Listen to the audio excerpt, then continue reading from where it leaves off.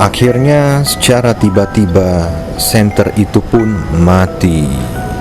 Sosok itu seketika berubah menjadi pocong.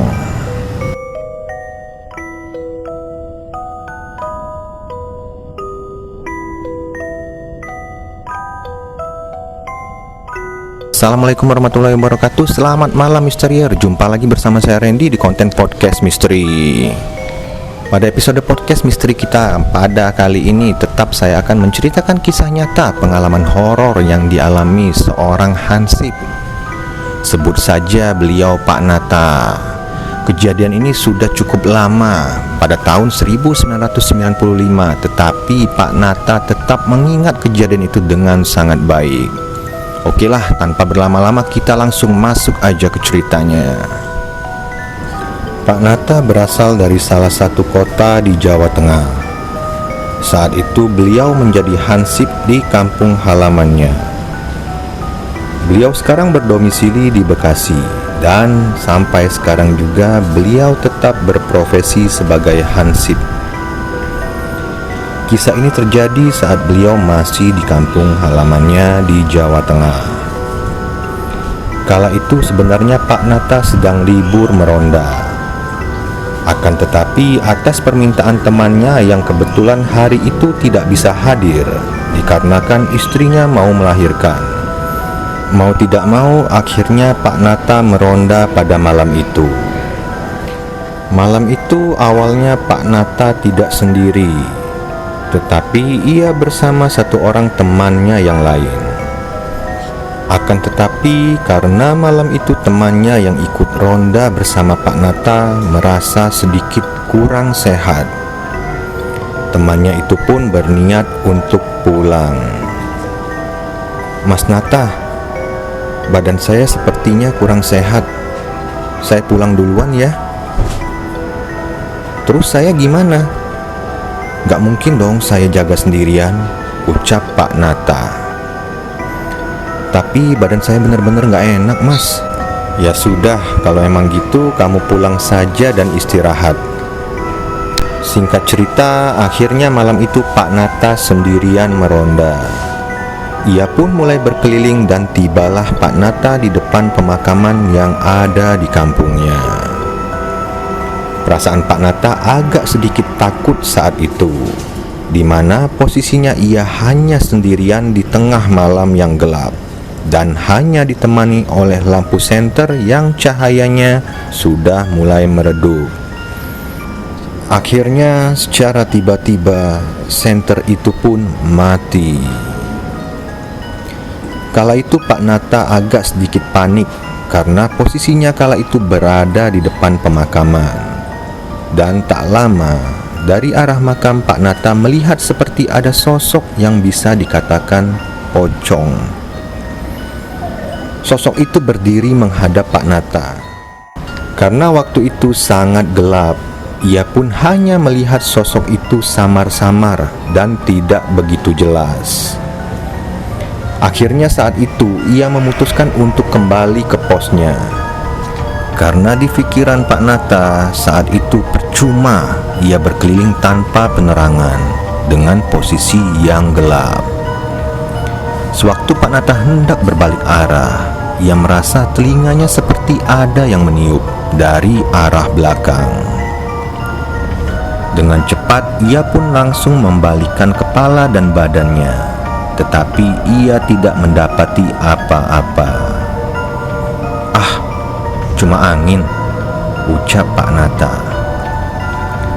Tetapi hal itu terjadi kembali dari arah belakang Pak Nata. Lagi-lagi ada yang meniup telinganya dari belakang. Kali ini Pak Nata mulai sedikit merinding. Kala itu Pak Nata diam sejenak, dan karena posisi takut, ia pun tidak berani untuk menoleh ke belakang. Seolah lehernya terkunci saat itu. Selama Pak Nata terdiam, lagi-lagi ada yang meniup telinganya kembali, disertai dengan bau busuk yang sangat menyengat.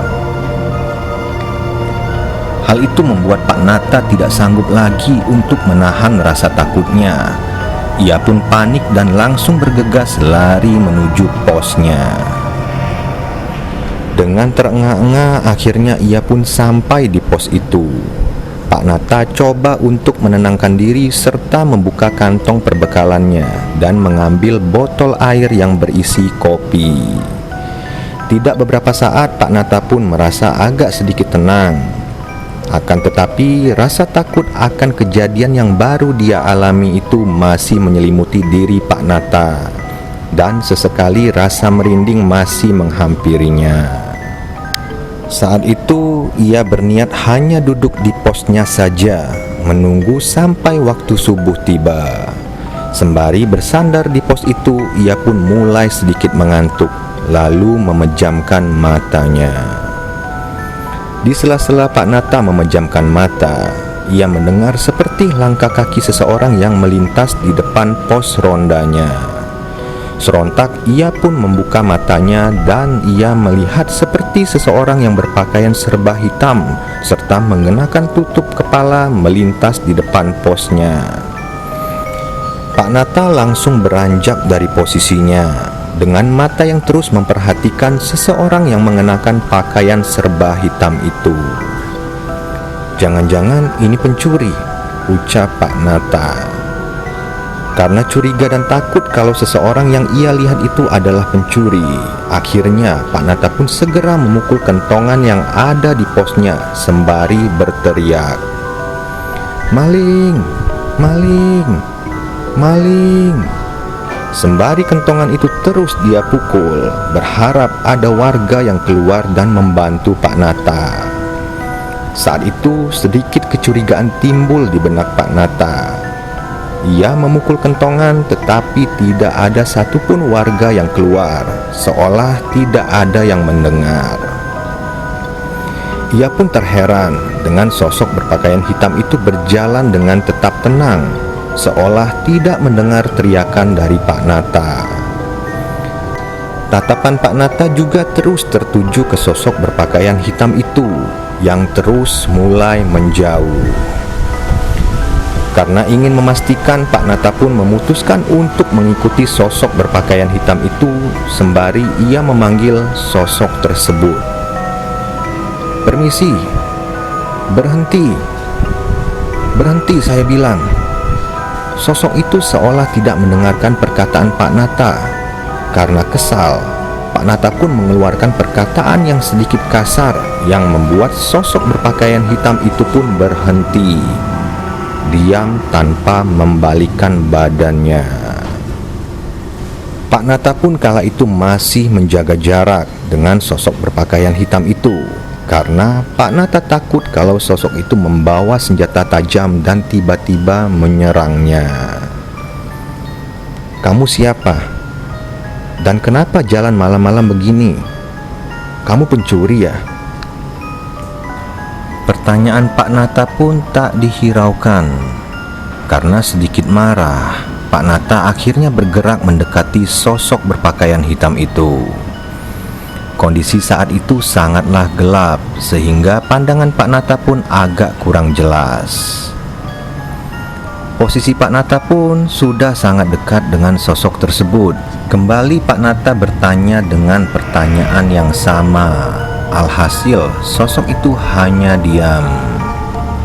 Karena posisi di sana sangat gelap dan takut terjadi apa-apa, akhirnya Pak Nata pun memutuskan membawa sosok itu ke posnya. Dan tak lupa Pak Nata berencana mengikat sosok itu terlebih dahulu supaya aman.